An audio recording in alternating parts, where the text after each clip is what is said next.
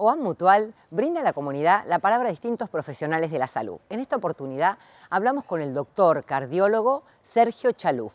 Él nos va a hablar de cardiopatías isquémicas, todas las variantes que tenemos, infarto, stent, todo lo que refiere a nuestro corazón. Mírenla atentamente. Tenemos el gusto de entrevistar al médico cardiólogo Sergio Chaluf en el marco de estas entrevistas de medicina preventiva que OAM Mutual brinda a la comunidad en general. ¿Qué tal, doctor? ¿Cómo estás? Buenos días. Les agradecemos que hayan venido al ICC, Instituto Clínico Cardiológico de Mar del Plata, así que es un gusto recibirlos. El gusto es nuestro, que siempre venimos con muchas inquietudes. La idea de estos micros es que la gente pueda leccionarse de cómo prevenir algo que puede llegar a ser muy grave, como un infarto, por ejemplo, de qué forma estar preparados, por supuesto, con todos los chequeos periódicos al profesional y cuáles son las alarmas que tenemos que tener. Por ejemplo, vamos a hablar hoy de cardiopatía isquémica. Cardiopatía isquémica es un término médico que engloba, en términos claros, lo que la gente habla de infartos, preinfartos, stent, bypass, arterias tapadas, coronarias, todo eso que uno a veces nombra sin tener mucho conocimiento claro de qué significa, se engloba en el término de cardiopatía isquémica. Cuando hablamos de factores para este problema, englobamos el tabaquismo, la hipertensión, la diabetes, el colesterol alto, los antecedentes familiares precoces de tener el padre o la madre con problemas similares o hermanos con un problema de un stent, un bypass o un infarto en edades jóvenes, es un factor de riesgo para uno. Claro. Si uno suma tabaquismo, hipertensión, diabetes, se multiplican entre sí. Entonces, nuevamente, las principales causas que todas terminan tapando arterias, diabetes, hipertensión, colesterol, cigarrillo y antecedentes familiares como las principales. Si uno después suma la obesidad, el sedentarismo, el estrés cotidiano, la mala alimentación son otros factores, claro, pero los principales son los que nombramos. Y un detalle por ahí interesante es que si uno tiene hipertensión y diabetes y colesterol, uno debería no sumar 3 factores, sino que en sí se multiplican, es más que 3. Uno con otro se multiplica entre sí, si uno es fumador de 15 a 20 cigarrillos y de golpe se pone hipertenso y después tiene un colesterol de arriba de 200, son factores que se van sumando entre sí, se multiplican y el riesgo se pone más alto de tener algún evento cardíaco a futuro. Y más a edades, a medida que avanzan los años. ¿Qué pasa con la gente más joven de pronto, con los jóvenes? Hoy por hoy, ¿cómo se está viendo la estadística? ¿20 años, 30? Yo creo que podríamos tomar, si bien hay gente que tiene infartos y hasta cirugías de bypass con 30 y tantos años, uno debería pensar que esto arranca de los 40 años groseramente hacia arriba y es más frecuente arriba de los 50 años y más frecuente aún con los 60. O sea, a medida que uno envejece hay mayor incidencia de obstrucciones arteriales y más cantidad de eventos. Es más relacionado con la edad. Sí hay gente que con 35 años termina con cirugía, claro, eso pero pasa. Son más casos uno aislados. Debería tomarlo más a medida que uno envejece, claro, más de 40 años, más de 50 y más de 60 claramente va aumentando la chance. Como que la máquina no funciona tan bien y según el uso que le hemos dado. Algo claramente pasa por ese lado. Doctor, otra pregunta que me parece muy importante, lo viví en carne propia, como le dije, esta temporada, el tema de los infartos, que es diferente en hombre y en mujer los síntomas.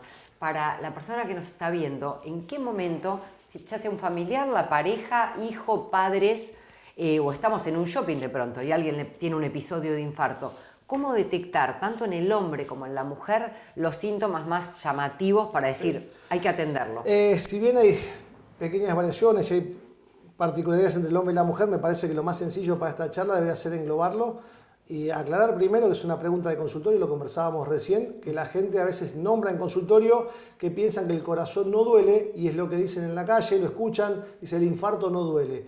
Una aclaración breve es que hay un grupo muy reducido de pacientes que pueden tener infarto sin dolor, generalmente los diabéticos o los pacientes muy ancianos. Ajá. Que pueden tener infarto sin el dolor típico. Ajá. A la mayoría grande de pacientes el infarto duele, es un dolor intenso, generalmente es opresivo en el pecho. Ajá. Es un dolor donde la gente viene con el pecho en la mano, es un dolor con opresión, sí, es una pesadez, es un peso.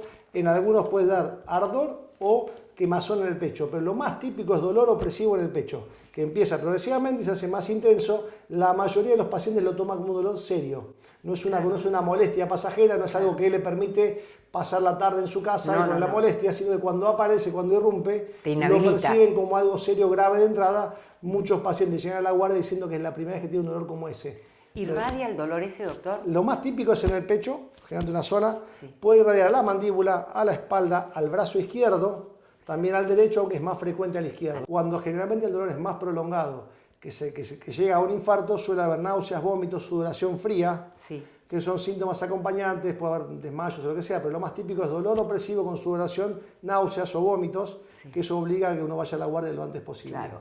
Mi decisión, en el caso de mi madre, fue subirla al auto rapidísimo y llevármela. Gracias a Dios tenía el auto en la puerta. Ahora, ¿qué aconseja? Porque entre que uno llama por teléfono a una ambulancia y todo, se pierde tiempo. ¿Qué ocurre con eso? A ver, primero, normalmente el dolor implica algún tipo de obstrucción en alguna arteria del corazón que hace que no se irrigue normalmente y se manifiesta por dolor. Cuanto más prolongado es el dolor, más chance de daño permanente y más amplio.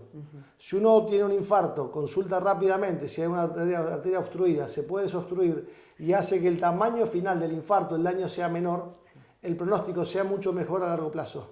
Si uno llega horas más tarde, pueden pasar dos cosas. Grave, que si un paciente está teniendo un infarto y se queda en la casa por no consultar, porque tiene temor de ir a la guardia, porque no es adepto a los médicos, porque dice, se me va a pasar y me tomo un té y me descanso y duermo una siesta y voy más tarde.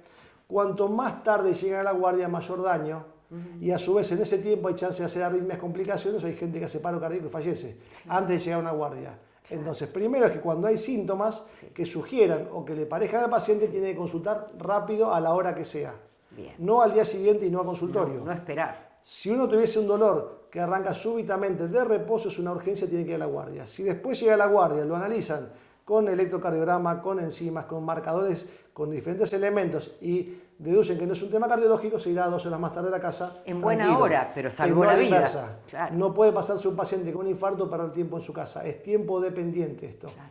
Tiene que ir a la guardia, manifestar los dolores, atenderse y definir, porque si una arteria está tapada, cuanto antes se la pueda obstruir, mejor es el resultado a largo plazo. Doctor, muchísimas gracias. Vuelvo pronto porque quiero todo lo que sea prevención. Para no llegar al infarto, ¿qué podemos hacer para cuidar nuestros corazoncitos? ¿Le parece? Cómo no, en la próxima charla, cuando quieras. Bien, ha sido un gusto, ha sido muy claro todo y volveremos nuevamente. Ojalá haya servido.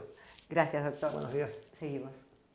OAM Mutual hace más de 63 años que trabaja por la salud de todos los marplatenses. Y ahora con estos micros la idea es prevención. Atento a todas las redes, los canales donde podés ver los micros de medicina preventiva de OAM Mutual.